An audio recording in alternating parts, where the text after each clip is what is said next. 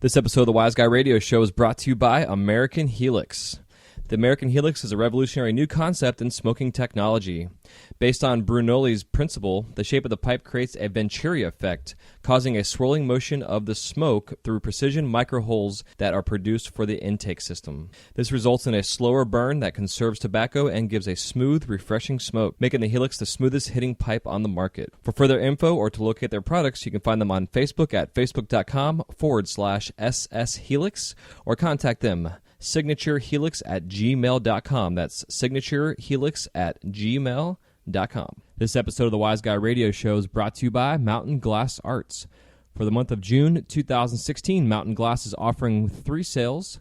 Their first sale is their Boros sale number 1, North Star First Quality Rods at 30% off. Boros sale number 2 is AccuGrind Joints at 30% off, and to receive discounts on either one of these 2 sales, all you have to do is put in the code NORTHGRIND at checkout. That's NORTHGRIND at checkout. And for all you soft glass nerds out there, soft glass sale creation is Messy Rod, 30% off. All you have to do is put in the code MESSY, MESSY at checkout. For any more questions, comments, or concerns, just go to mountainglass.com. That's mountainglass.com. This is the Wise Guy Radio Show, a podcast dedicated to educating and inspiring through conversations with today's top talents in the world of glass. We will be dissecting their journeys in hopes to deliver actionable content that you, the artist, can start implementing now, helping you grow not only as a creative spirit, but also a successful artistic entrepreneur. With a little organization, relationship building, and your artistic ability, you can obtain greatness. Climb aboard, whether an artist, retail owner, or enthusiast. We have a ton of fun in store for you. Welcome to the Wise Guy Radio Show. You're listening to the Wise Guy Radio Show. Hey, what's happening? Welcome to the Wise Guy Radio Show, episode number 113. This is Jay Michael, your host. Thank you so much for tuning in today. With 17 years of experience behind the torch, I am as excited as always to bring you conversations with artists, sharing their stories in hopes to inspire and entertain while helping you grow your business. And today is no exception. And today is part 2 of our 5-part series discussing how to sell your work. And today we're discussing the retail side of things. In part 1, I went over all about selling wholesale. Also got into the discussion about what it really takes and how to go about the process of getting your baseline costs on your work. So that way when you do start to produce and you do start to price out your work, you have a better idea on actually what it costs to manufacture. And then you can set your percentages and your numbers for your wholesale and your retail in terms of selling to distributors or selling to a retail store. So again, today's discussion is going to be about selling to retails. Today I am including an interview I had early on in the show in episode 9 with Judah. Him and his brother Michael own Dragon Headz SmokeShop down in Sarasota, Florida. Him and I sat down and had a really awesome, uncanny, kind of honest episode interview, really discussing the nitty-gritty and fine points about selling your work to a retail store. And I wanted to go to them because I have a shit ton of respect for Judah and Michael. They have a small little store, and they have it really filled with everything from the highest end glass in the industry to also the kind of lower end production side. They support everybody from the hype artists, quote unquote, to the local artists, to the newbies getting out there and everything else in the process and everybody in between. So I hope you guys do enjoy this conversation. I was going to cover numbers and stuff on this one, but then I thought about this episode and this interview with Judah, and I really think after listening back to it that him and I really covered, honestly, all the topics and areas that I wanted to discuss in this particular part. So enjoy this episode. It's part 2 of the 5-part series on selling your work and pricing your work. And until next time, episode 114, I have a special guest coming on, which will be coming up here on Monday.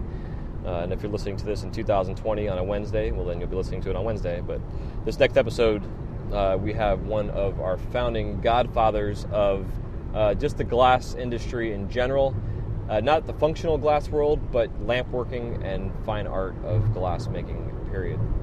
Also, want to make sure you guys don't forget to go to Wise Guy Radio, or excuse me, you can go to wiseguyradio.com. It'll still send you to wiseguymedia.com, where you can go there and subscribe to our newsletter, stay in touch with all the happenings of all things Wise, as well as some upcoming classes I'm going to be offering online, and also up-to-date podcast episodes, our archives, any PDF downloads, and all that kind of good stuff that we discuss in the podcast episodes.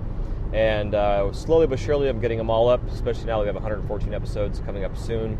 And so I'm trying to get like at least 2 to 3 episodes every time I post. I'm sure you guys are hearing a crazy noise. What you're hearing is the road here on the highway. I'm on my way to Disney today. They have these strips in the road that are for, I guess they're trying out different textures and different materials for creating lines in the road. So anyways, I'm out of here. I'm not going to ramble anymore. Hit me up, info@wiseguyradio.com. Thank you everybody too that tuned into the Facebook Live video the other day. Had a lot of fun doing that. I'm going live again this evening. I'm going to be doing an octopus demo for all y'all. And again, stay tuned for updates on some new classes I'm going to be coming up with, some online courses, and a lot of fun stuff in this arena of glass blowing. So once again, love you guys. Definitely take this episode to heart. It is so important. If you need to, get a piece of paper and pen out and take notes. Listen to it a couple times. Judeh is very knowledgeable in the side of retail, but also what a specific retail store is looking for when it comes to artists selling their work. So enjoy my conversation with Judeh, and we'll talk to you guys on the next episode of the Wise Guy Radio Show. Love ya. Take care. Peace.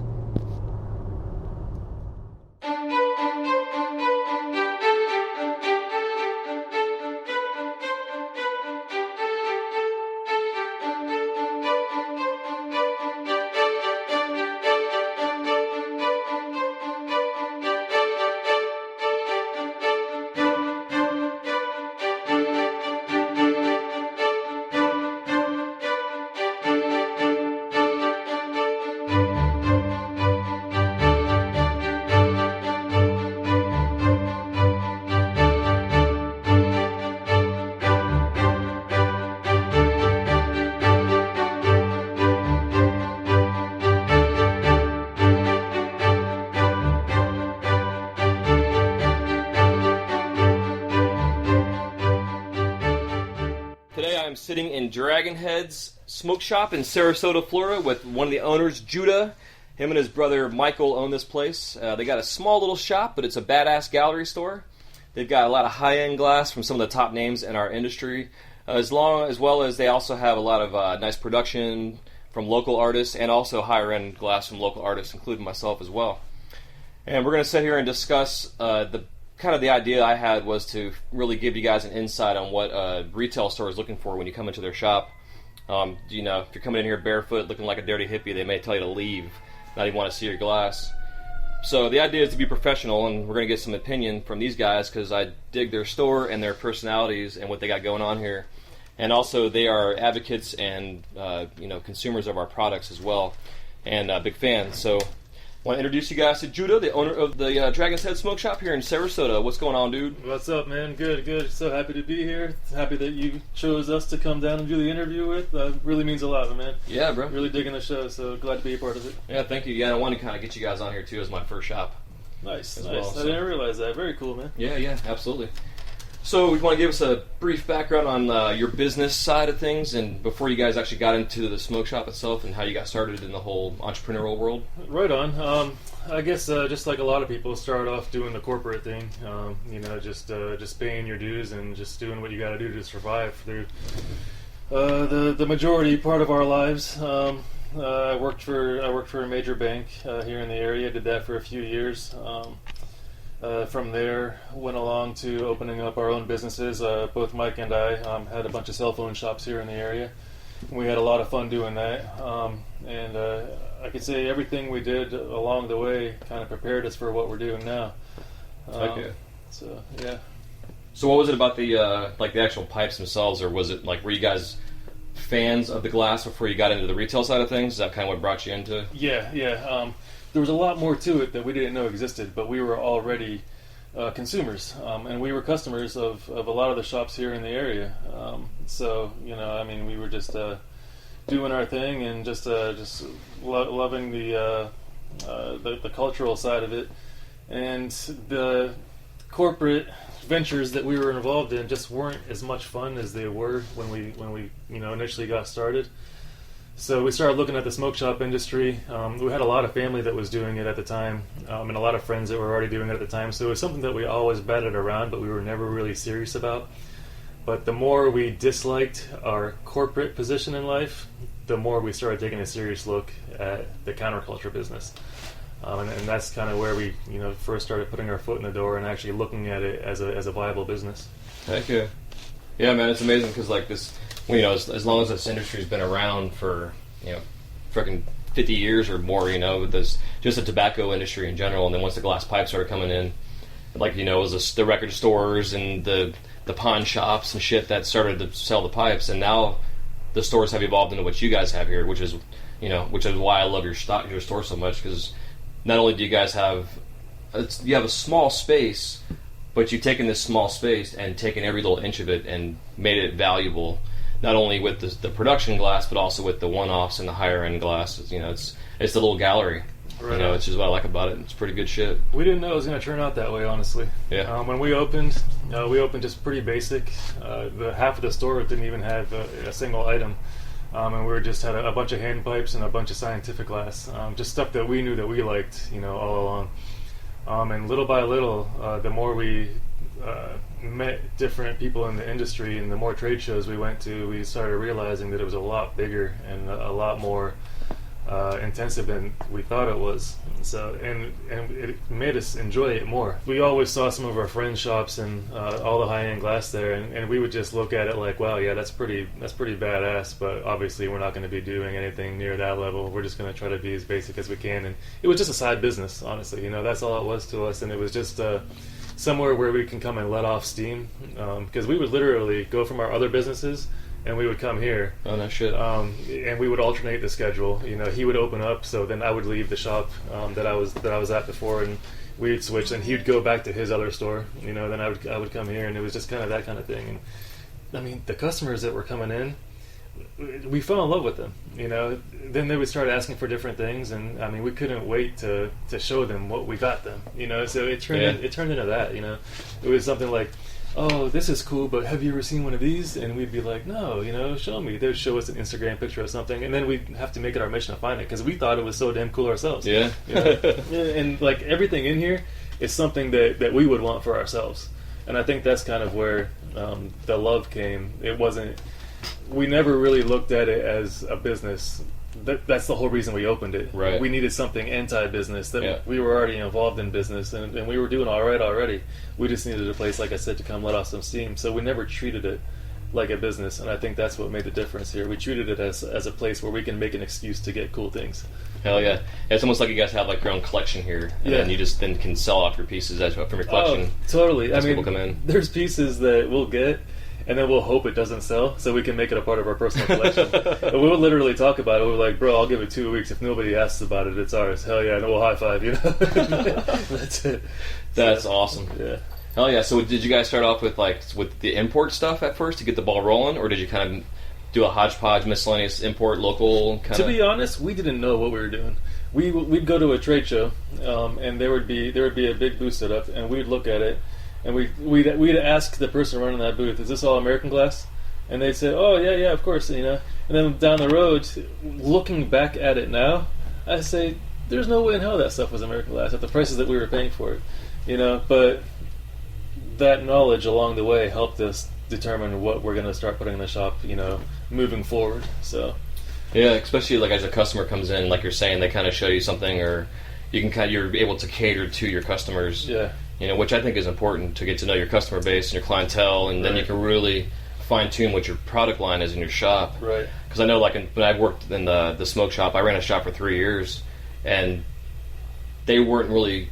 The owners of the shop really were kind of like had my hands tied. I knew what we could sell, what the customer was asking for, but they were like, yeah, this is our budget, this is our budget, this is our budget, instead of saying, okay, go get that, then we can turn around and flip it and sell it, because then we can make a profit and then continue to purchase this product, Yeah. And I had the fortunate enough side where I was working in the shop, I was able to sell my own glass because I knew what the customer wanted. Right. So I made what the customer wanted, to the shops. And that's then a luxury. Yeah, it was really nice. And I had some of the glass artist friends in town that were the same way, so I was able to help them fine tune their product line to get it into our shop. Nice. But then it's still, it's like it's a kind of a struggle sometimes too. Plus, like right now with summertime, it kind of slows down a little bit. At least in Florida shops, Colorado or Oregon, where it's legal across the board. I mean, there might be 365. They're always doing something now, which is a whole different ball of wax. So kind of going towards, you're looking at the glass artist coming in, and the first impression to me is always the most important thing. And to me, when you walk into a shop as someone selling your glass, depending on, I'm not going to say you need to be like wearing a suit and tie and shit, but you need to be professional. And I say that because I feel that walking into a shop unprofessional devalues yourself as a salesperson, but also devalues your product line. So if you're coming in, I mean, do you guys see that perspective yourself as in terms of someone that's new in your shop? I see it as artists are artists, and it shows from the inside out, So I'm not going to judge somebody on their appearance. Cool. This guy is an artist because he's not just an artist, I should say. He's an artist, and he's making his artistry his living. Okay, and that reflects in everything about him. He's devoted his life to making something cool from nothing. So he's probably thinking less about his own appearance, exterior, superficial things of that nature. He can't wait to come and show me what he made, or she. She can't wait to come and show me what she made. So the last thing on her mind was probably, oh shit, I didn't fix my hair. Or cut my fingernails or something. Oh my god, these are my shoes. You know what I mean, or something like that. So I'm definitely not going to judge them off of that. Hell yeah. And I mean, geez, if you go to the trade shows, dude, you'll see some of the biggest name artists, and if you don't know who they are, you would think, how did this guy get in? Right. So it's definitely not the angle that we're looking at when somebody comes in here to present some of their wares. Nice. Yeah, it's more of, open up your case and let that speak for you. Yeah, absolutely. Yeah, I like that attitude for sure. Because it definitely, from the artist perspective, that's huge. Yeah. Because it allows the artist to be free as an artist to then sell their art, instead of selling their production. This is, I got a $500 case or whatever, type of thing. Yeah, and smile, when you come in. I don't care if your glass sucks, but if you're smiling and you're friendly about it, I mean, we're still going to talk to you, and we're still going to probably grab a few pieces off of you. Hell yeah. And give us a heads up you're coming. Don't just surprise us, then you pop in at 5 o'clock during prime time, and the store's full of people, and you're busting open a case and you're shouting out prices, Yeah, exactly. That's not good for anybody. Yeah, and that was part of the thing I want to bring up, too, is there's a lot of glass artists that will go on tour. They'll go from California to freaking New York, and they'll travel all over the, with $100,000 of glass they've made for the past 5 months, and then they go out and sell it. So you guys obviously prefer a heads up, say, hey, I'm coming in town. How do you guys go about that process? Tell us, because I can see from the artist perspective. Oh, if I call you and tell you I'm coming, you're going to tell me you have glass, or you're going to tell me you just went to a trade show, or you're going to tell me the trade show is coming up, and you're just going to tell me not to come. Period. I mean, come at us with the angle. I'm going to be stopping by your shop. What should I bring? Because I might have just come back from a trade show, and I might have rigs, coming out of my ears, and another batch of them on the way, and I don't even know where to put them all. And if you tell me that you're coming with rigs, I'm going to tell you, probably don't come, or come and show me them, but I can't make you any promises, Yeah. But if you give me the opportunity to tell you what I could use, then I mean we can still do business. Yeah, I agree. Because especially with a shop like you guys and your attitude where you do cater to your clientele and you know what your clientele has and wants. So I also look at it myself too. Like when I come to your shop or any shops in general, I look in the cases to see what you don't have. Right on. Because then I can be like, okay, I came in here, I made $1,000 or whatever. And now I can leave with another $1,000 order because I'm going to fill in your gaps that you have if you haven't already had that ordered. That's smart. Which I think is important as well. And also, like we were talking, before we started the recording button about having to evolve. Like you always have to evolve your product line. Because like you're saying, the rig industry has been almost oversaturated, especially now that China is starting to bring in this bullshit too. Right. So, back in the day when I was doing this, inside-out spoons were like the Chinese competition. Or like the cheap wrapping rigs with a little animal on them, like that was what was coming in. Yeah. So I stopped making inside-outs because of it, especially because I burnt myself more making inside-outs, than anything. Oh, I can imagine. And I can imagine the business side of it too, because those inside-outs, man, I mean, I know for a while there, an artist would present something, and I belong to a lot of different forums, for shop owners and whatnot, and they'll say, why would I buy your Inside Out for $20 wholesale when I can get them, when I got the same exact thing for $1.50, you know what I mean? Exactly. So I can imagine from an artist's perspective the frustration that you guys must have been dealing with. Yeah, it was really bad. And it was nice that the government, which I hate stepping in and regulating things, but they regulated the gas stations. Yeah. With them, with some laws and what have you, so it made it easier for the shops. You know what's funny about this is, in us doing this, is when I moved to Florida about 10 years ago, and we didn't have gas stations back in Ohio selling pipes and stuff. And I went to a gas station here, and I saw a little showcase sitting on their countertop, and it had a bunch of spoons and stuff in there, and I was like, fuck, like, they can sell this shit here? And it just blew me away, And now it's like I'm sitting here in a store full of glass pipes. Yeah, exactly. It's way nicer than what they're selling. Wait, what just happened? Like, it'd be crazy to walk into a gas station and have like a Usheen in their case or something. Right. So, so the perspective though of communication is key. You guys feel when it comes to the sale. Yeah. Because like even like today, I was supposed to be here at noon today, and I called you early at 10 o'clock in the morning saying, "Hey, dude." Yeah. I got a chance to mow my yard. I got to do that shit before I get out of town. Yeah. But I still communicated. Yeah. It's huge because, like you're saying, there's nothing worse than you're in rush hour and your store's busy and some jackoff walks in with a case of glass and like opens his shit up and he's handing out business cards to the customers and yelling out his prices on his glass. It's right on. It's like totally unprofessional. Yep. So even as an artist, be an artist and be who you are and be transparent and show your passion through your work, but you also have to have that common sense professionalism too. There's a business. Yeah, don't mistake me saying I don't care about your appearances and this and that. I do care what comes out of your mouth. Yeah. So there's got to be some kind of business acumen to your demeanor, when you're coming in, and you just got to prepare for it. You're not going to be a business person overnight, but I'd rather you be a logical human being than a total just let me see how much money I can come out of this store with kind of guy. Yeah, absolutely. So say Joe Blow McGillicuddy comes out the street and they're a new glass artist you've never had in your shop before. Maybe people don't know who they are as well, and they're coming in with all these crazy numbers and prices and stuff. Do you feel like you're going to go ahead and buy it at that price and see if it sells, or are you going to try and talk them down and say, hey, we're not familiar with your work? Mm-hmm. Like, what's the perspective on that? Because I know it's not always easy to price your work, especially if it's something new, or if you're new to an area and you're not sure with the area. That's the unfortunate part of this industry, is that you're only as good as, and this sounds so pretentious and superficial, you're only as good as your following online and on social media.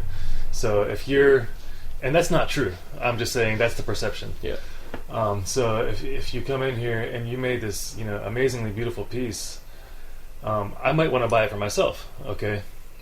But it's going to be hard for me to put it on the shelf sometimes for the numbers that that is needed, because now a lot of times when we're talking about an artist's work, we're showing them what else they have at the same time. I'm like, oh, well, you might not be familiar with his name, but check him out online, and then they see the rest of his work, and he's also worked with so and so, and he's worked with this guy and that guy and this other guy, so it starts to build like a what do you call it, like a kind of gives your reputation exactly going. Yeah it gets the reputation going, and the customer starts clicking in their head, oh well, this guy is legit.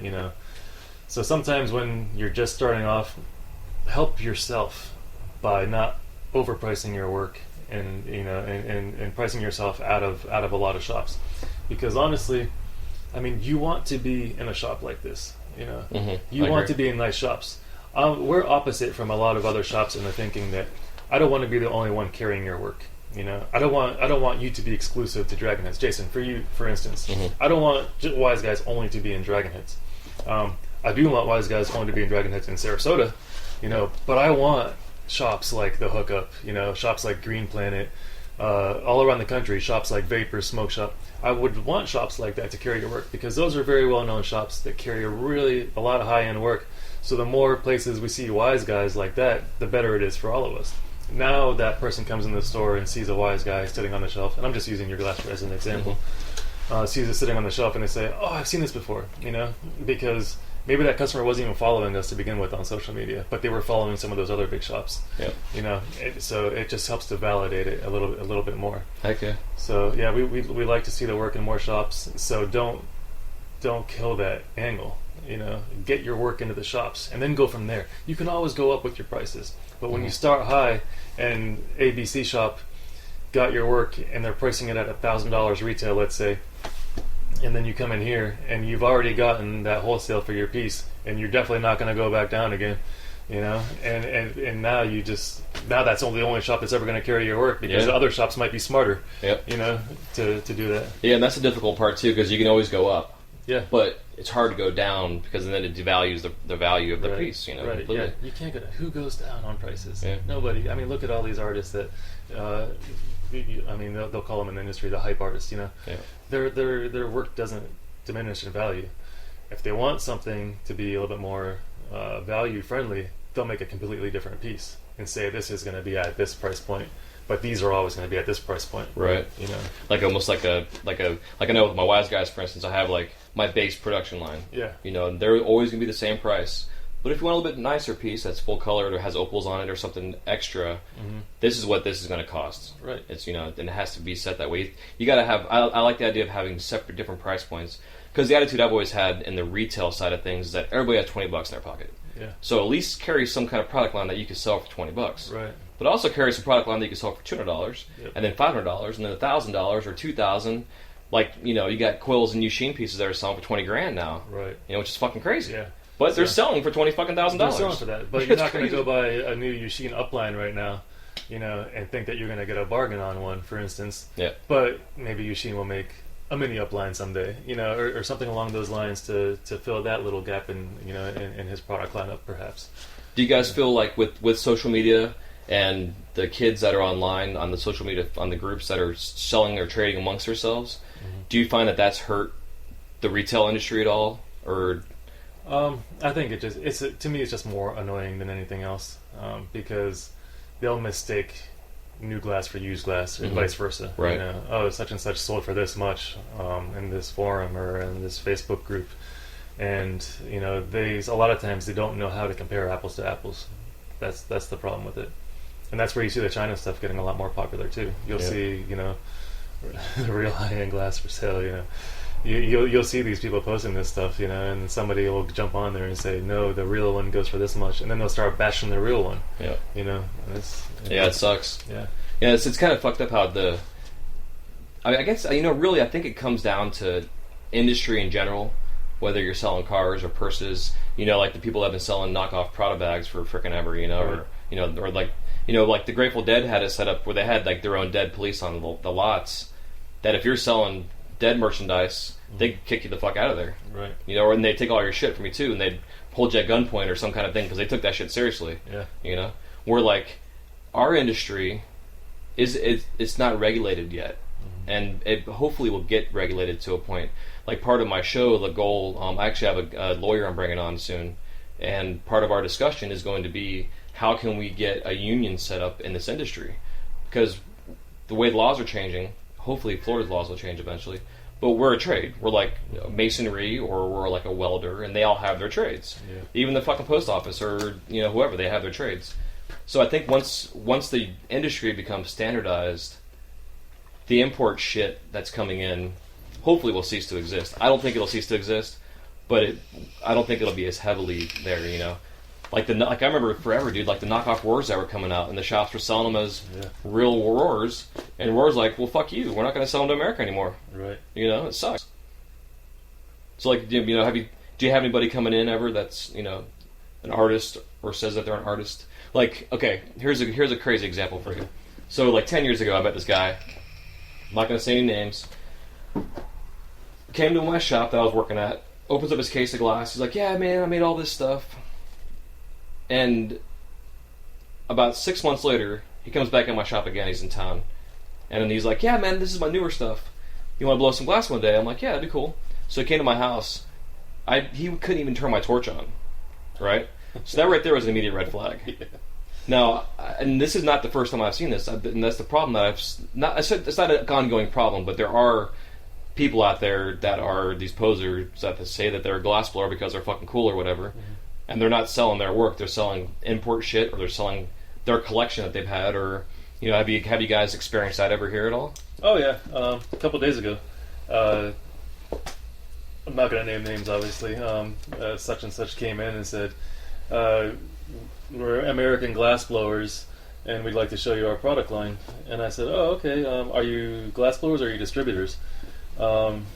She said, "Oh no, we're the glassblowers." So, I mean, I went onto the social media site that they were on, and I'm looking at the stuff, and I'm just shaking my head. There's no way in hell that you made this stuff, and it's all knockoff stuff. So if you are glassblowers and you are that talented to make such clean items, why are you making those and not something with your own imagination? Yeah.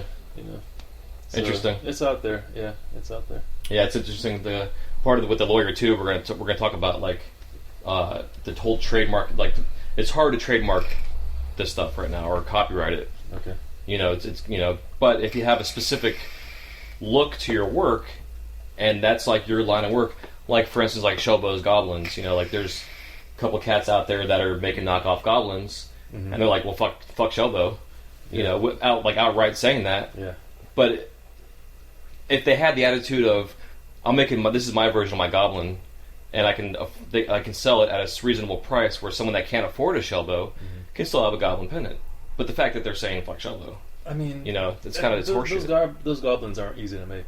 If you're skilled enough to make one that looks that good and that close, why don't you just use your imagination and make something of your own creation? Exactly. I agree, 100%.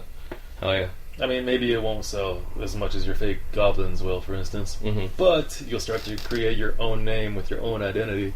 Yeah.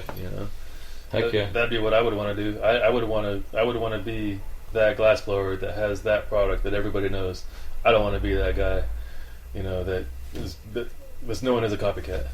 That's not. I don't want that to be my identity. I don't know why anybody else would. With a shitty attitude, right? Yeah, with a shitty attitude on top of that. Makes it even worse. What the fuck, dude? And you're putting it all over the Facebooks and social medias and stuff. Right. It's crazy. So when you guys are purchasing glass, do you have a preference between the trade shows, because you can go and have some fun and have like access to this whole fucking arena of artists? We like it all. So we like all of it. Okay. Yeah, we love going to the shows, mainly because we love to travel. But it opens your eyes to things that are out there that's not going to walk into your door every day, But we love the people that walk into our door every day too, because it opens our eyes to who's doing what, in our backyard. Yeah, exactly. So it's really cool to see, and I mean, it's kind of an honor too, in a way, for a glassblower to come and say, "I want my work here in your shop." It makes me feel good. For them to want to be here, rather than for me to have to pursue them, which is what we're always doing. We're always pursuing the artists. So it's nice sometimes for them to come to you. So we like every aspect of it. We're not just going to focus on who walks in the door at any given time. Heck yeah. We're going to go out there and find them. We're going to let them find us. Both ways. Yeah, dude. Because I know, like when I hit you guys up on Instagram, wanted to come check you out. I was like, I felt honored that you guys wanted to carry my line of work. I was stoked. Like I got my glass in here with Lay's face and freaking Yushin's, and everybody's in here. It's like it was super cool that you guys were willing to bring my line in. Right. No, I'm also confident about my work as well. Yeah, of course. But it was still nice to it's always that first sale to a new shop that's not always easy. Yeah. As long as I've been doing this shit, I still get a little bit of anxiety. Yeah. And then, like, even today coming up here, I'm like, fuck, he closes at 5 o'clock. Well, then you told me he closed at 6. So that anxiety went away right away. Yeah. But I still felt bad about it, But it's like, when you first approach the first shop for the first time, it's like, they're a little nerve-wracking. So, I know myself, too, when I do deal with the new shops, generally, I'll give like okay, if you buy everything, this is what it costs. And then because this is your first order, I'll knock 10% off the top. Do you like that? Like, is that a turn on for you guys? Is that gonna make you buy glass more likely, or is it just kind of an as needed basis, or like how do you guys look at that? It's just it really is on an as needed basis. Like if you call me and tell me, I'm coming and I still have all your work on the shelf from the last time that you came, I'm probably gonna say nah, unless you're bringing like a different product, something different than what we have. Then yeah, of course come. The pricing, just deal with us like human beings, It doesn't have to be so set in stone and corporate. I have such a bad taste of the whole corporate, the way things work. Like, price tiers and things like that. I hate it, and it gives me anxiety to do anything here like we were doing in our other businesses. Just like it completely different. Just the same way we deal with our customers. A customer will walk in the door, and as soon as he walks in, sometimes we'll hear, "Will you work a deal if I buy more than one thing?" And it's just like, that shouldn't be your first question. First, see if there's anything that you like. And if we're driving and you like a couple of things, of course we're just gonna try to get you the glass that you want, and we're gonna make it as easy as possible. You're not gonna look on the wall and see a price breakdown menu. One item costs this much, two costs this much, three costs this much. We don't want to do things that way. We just want to call it as we go on the fly. It's more natural that way to me than just a black and white, set in stone kind of pricing structure. Hell yeah. Yeah, I'm glad you said that too, because the show's geared toward the glass artists, but it's also for the enthusiasts that purchase our work and support the industry, So yeah. I also want them to hear that as well, because I know what you mean. First thing out of their mouth is like, "Oh, can you cut me a deal?" Or 10% off Sundays, or whatever bullshit. Yeah. It's like, get the fuck out of my shop. Right. So, as a glass artist and evolving your glass, do you guys find with the rigs and the old water pipes that came out and the bubblers and stuff, so someone comes in, should they have a nice variation of work? Should they have some small bubblers and some hand pipes and some chill-ohms and a couple rigs and maybe some bigger heady pieces? Do you guys prefer to see a nice spread? It depends on that artist's capability. Okay. If you're really good at making spoons, then don't bring a bubbler just because you think we want to see one and it's ugly. Yeah. Don't make something just for the sake of making something. If you make one thing really, really well, then show that off, and then during that visit, go from there. Ask if there's anything else that you might have wanted to see, or like I said, it all starts with the phone call before you come, or the message that you send us before you come, of what we would like for you to bring. Or even just a way to introduce us to your work. Let us know if you have an Instagram or a Facebook where we can see your work. I know not everybody has a catalog, because you're not always making the same stuff over and over again. But there's got to be somewhere where I can see your work. So yeah, because that's what I do. I say, go on my Instagram, like the pictures that you think you like on there. Yeah. And I'll pay attention to your likes and stuff, and then I'll do screenshots even. And then I'll send a text or an email to you guys or to whoever the customer is. That's a good idea, to like the things that you see. Yeah, because that way you know specifically what it is that they're looking for. Yeah. And then you can also give prices on that kind of stuff too. Right. And you can kind of feel out who you're selling to. And because I also find too, in terms of, if you're trying to wholesale work, certain areas are going to pay more money for your work compared to, it's just based on local, what people can afford really. Right. So it's kind of that fine line of okay, should I say I have item A, and this is the lowest price point that I will ever go for it. Okay. And I know I could sell it in Florida for that low price point because that's what Florida can afford.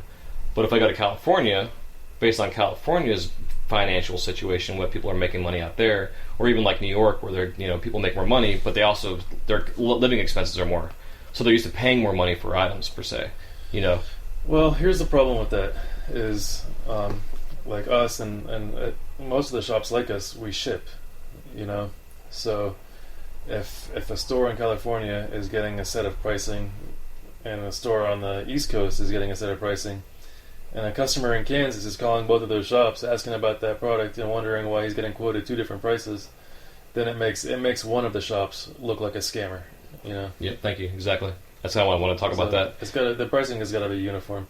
If you're going to hook us up on a deal, then do something similar for other shops too. It doesn't have to be precisely perfect, but don't have your pricing vary too greatly to where shops are making other shops look bad. Yeah, for sure. There's already enough of some shops underselling artists' work. So from a shop's perspective, coming at the artist, don't make it even harder. Don't help that even more, I should say. Yeah, for sure. Because I know, even when you sell to a distributor, I sell to Joint Forces as one of my distributors. Yeah. And when we first talked about it, which I was on the same page already, but they just tell me, it's there's nothing worse than their rep going to a shop, selling your item. Your same item is in there. You're selling it to that shop for less than what they're selling it for. Right. It makes them look like dicks because they're trying to get a higher price for it. Right. So you got to be consistent. You have to know what your wholesale level is, and if you sell it to a distributor, you have to know what their mark off is, so like 15-20%, and keep your prices at that so that you are consistent everywhere. Right. Yeah. Because like you're saying, with a lot of shops now are shipping. You know, like the Wonderlands and a couple other shops, for a long time they wouldn't ship. Right. But they caught on to see with social media that you have to offer that. Like that has to be something that you offer, especially when you're carrying $10,000 pieces in your shop. Nobody's walking in the door to buy that. No, but if they see it on your Instagram, they're gonna be like, "Oh my god, I would love to get that from you." Or like the salt collectors, or the Yushin collectors, or the frickin' quill collectors. Like they're out there searching for that artist's work all over the country. Maybe they saw it at Champs as a one day, and they're like, "I wonder who got that." Right. And they're scoring and searching the internet looking for that frickin' item. Right. Hoping that they can find it. You know what helps that is when the artist has our back and lets people know where the piece went. Yeah. And there's artists that just want to keep their pages clean. They don't want to post everything they've ever made in their life, which is cool. And they don't want to post anything a couple of times sometimes, but then from a shop's perspective, it's kind of like, we made a pretty sizable investment, on this piece or on these pieces. It'd be nice if the people who are most likely to buy it know where it is. Yeah. And they're not going to know by us posting it because they might not know we exist. Yeah, exactly. Exactly. So it helps when there's that, when the artist is willing to let their own followers know where a piece ended up, because it brings that whole new audience to us that didn't even know that we were here. Yeah, for sure. I know myself personally. I do that. Like if I'm coming to your all store, you're great about it. I'm gonna put stuff on Instagram like, hey, dude, these are gonna be at Dragon Headz here, like in the next day. Yeah. Or if even I'm sending this order off to my distributor, I'm saying, hey, SmokeShops, hit these guys up. Yeah. They're gonna have this product line, Right. And then after I'll leave, I'll do the same thing. Or like you guys take the best pictures, dude. Like I love your pictures of your work. Thank you. Like I'm even asked, your permission to use them on my website, because they're so fucking good. And it's such a simple thing, but it's like it's so important to photograph your work that way. We like to do justice to the pieces. Sometimes, man, when you're looking at it online, I'm sitting here in the shop looking at this piece in my hand, and I'm like, how am I going to let these people know how awesome this piece actually is? Because if I just take a regular picture of it, you have no idea what the depth, Yeah, for sure. It's a struggle too. I mean, no matter how professional a picture comes out, you just really don't know until you put it in your hand. But the pictures are hugely important. Have you ever gotten any items in where like the picture is like, oh my god, the thing's fucking gorgeous, and then you get it in the shop and it's like, this thing fucking sucks. Did they Photoshop it? I would say not really, but I would say as far as size goes, a lot of times you'll see something and you'll have to get it in here, and then we'll get it out like, man, I didn't realize that was that small. Yeah, size reference is huge. Even with like a lighter, like everybody like puts like a big lighter next to it or something like that. Right. Like I use my hand a lot for stuff, but I've got kind of big hands, so it's kind of hard to, always show you. Like when Apple did the iPhone, like they got called out because I guess the hand model, the guy had this really big fucking hand, and the phone was actually, it looked bigger than what it really was, or something of that nature. Like it was a false advertisement. It was like Shaq holding the iPhone 6S. Yeah, exactly. So the phone looked like a normal size. Yeah. Actually, I saw a YouTube video this guy did when that thing came out, and he got a 19-inch flat screen TV and put the Apple symbol on the back of it. Oh, nice. He's like walking into bars, like in real life, like, "Hey man, you guys have a place I can plug my phone in?" It was so funny, dude. So, cool, man. Well, shit, I think I got, I kind of got the gist of what we're looking for, because it's so important to have this base skills and the mentality and the thought of the best ways to not only promote yourself as an artist, but to promote your customers, because they're the ones that are paying your bills when it comes down to it, and feeding your kids, and whether it's from the retail side, customer to customer, or if it's customer to, or artist to store, the whole A to B, A to C, whatever the hell that business terms are. It's huge. It's huge. Communication is key.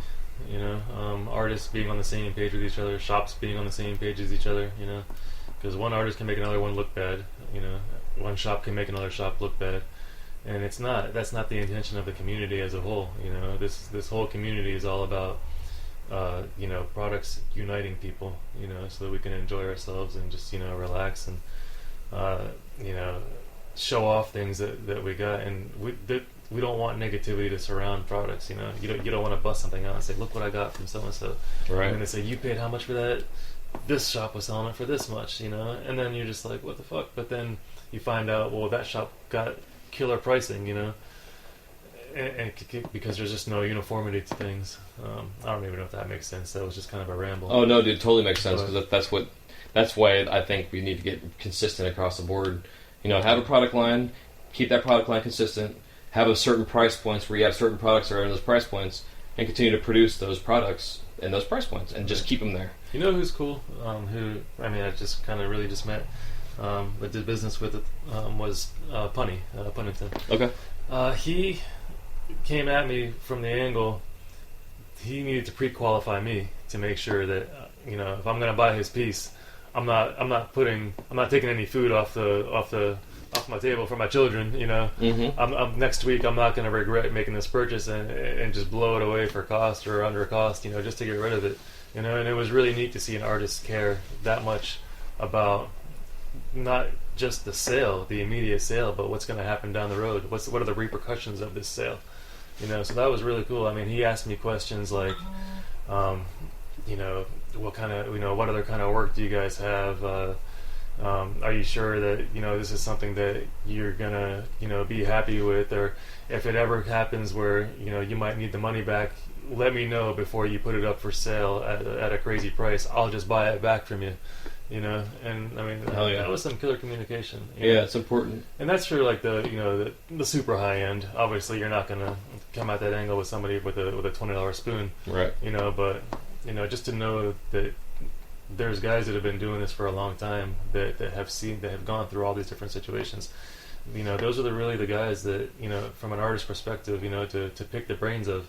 When there's a demo going on with some big name artist, it's a good idea to pop in, even if you're not going there to buy a piece. Just go enjoy the demo, enjoy a meet and greet with some of these well-known artists, just to see their interactions with the customers and to see where they're coming at price point, just to see all the different products and different niches that they're filling. Because it's, Pendies, It filled a niche that we didn't know was needed even. But it's like suddenly this past year, 2 years, the pendant game has got stepped up huge. Right. Somebody might want, an artist piece that costs $10,000 that they'll never be able to afford, but they might be able to afford their $300 pendant. Now they got a piece of that artist, Find little ways like that just to get in the game. Start by making just pendants. Yeah. Just to get your name out. Which I know a lot of artists who only make pendants, or who only make accessories. Yeah. And that's really a cool way to hone your skill too. Working on real fine, precise things. Yeah, really niche yourself down to a specific item. Yeah, and you know what else that does? It gets you in the door for collabs. If you make a really great thing, a really great pipe or pendant or whatever it is, get out there so other artists can meet you, so you can start to work together with other artists. One thing we hate as shops is collab pricing, but at the same time, it helps a relatively unknown artist get his name out, because now when you got a coil, for instance, or you got, and you're not going to land a coil collab, when you just get on the torch, but, just, climbing the ladder, and that's where it's really similar to other businesses, and even the corporate thing. You might start off making a minimum wage, but you get in good with the manager, collab. Which is going to lead to somewhere else, and you might be working with one artist, and another artist might pop into the studio that day, and you're like, holy fucking shit, and then you're getting introduced, and all of a sudden that becomes your circle. Yeah, exactly. Things snowball like that, and really, I've only ever seen it in this industry. Other industries, man, you gotta travel, like, you gotta do some shitty things in other industries to get to where you want to be. This industry is all really just about love. You just got to really enjoy somebody else's company. You got to enjoy learning, and you can't be scared. Just to jump in, you got to take risks. And there's artists that have gone from nobodies to, just huge names. It seems like sometimes, in 6 months to a year. Yeah, it's crazy. Yeah, it's amazing. It's interesting too, like the way that the trends almost are with the artists. The artists that can get the trend rolling. Whether it's a certain color, like the Illuminati is kind of a big thing right now, but that's all trends. Like I think eventually, like I was talking with my last guest, and we were saying how it'd be kind of fun if like the Illuminati brought back the blacklight bedroom where you have blacklight posters on your walls. Yeah. Kind of shit. True. So I've been thinking, like as an artist, like marketing wise, I'm like, well, shit, I need to start making some blacklight posters. or T-shirts or something of the nature, because Yeah. people have their dab stations in their room set up or whatever for their chill rooms. Yeah. You know, and it's like they got black lights in there and their posters are up with their favorite artists and their glasses glowing and their pennants are glowing and their freaking fingernails are glowing. You know, Yeah, totally. their teeth are glowing because they haven't brushed teeth in like 4 days. Seriously. You know? Yeah, it's getting pretty. It's interesting neat right now. Yeah. So, is there any like last parting advice you can give a brand new glass artist that's trying to break their way into the industry? You got any advice for them? Practice. Don't sleep. You know. Love it. If you don't love it, then don't bother. You know. But yeah, if you've been doing it for a few months and it feels like a job, you know, then just fuck it. I mean, just do something else. Honestly. Yeah. You know. I agree. Don't force your way into the business if you don't even like what you're doing. And you'll get that too. We'll get an artist that'll walk in here and just plop open their case and just stand there, you know. And they're not passionate even about what they're showing me, you know. And they're just like, such and such bought it, you know. I got it in this shop, you know. And that's their pitch. And I'm just like, you're not even gonna tell me like the love or anything that went into the process of this, how it evolved, you know, where the idea came from. Yeah, dude. You know, so that's a turnoff too, you know, from an artist walking into the store, you know, kind of subject. But just love what you do.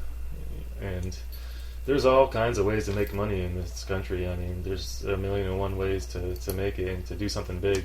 This might not be it, honestly. I mean, just to be brutally honest. But if you love it, you're going to make it work. You know, your passion will drive you through it. If you find yourself and you've got a regular 9 to 5, which a lot of artists do, you know, because they got to support this somehow. If you find yourself in your 9 to 5 and you can't wait to go home and get on the torch, then you're doing the right thing. Mm-hmm. You know. If your buddy's calling you while you're at work and he's telling you want to come hang out and you'd rather do that than go get on the torch, then hang it up. You know, it's pretty much black and white. Hell yeah. You know? Beautiful. Well, thanks, dude. My pleasure, Jason. Fucking awesome, man. It was awesome, bro. Anybody want to check out an awesome shop, man? Dragon Headz in Sarasota. You guys gotta get your glass in here. If you want to buy some glass, check these guys out on Instagram. They're at Dragon Headz, and that's Headz.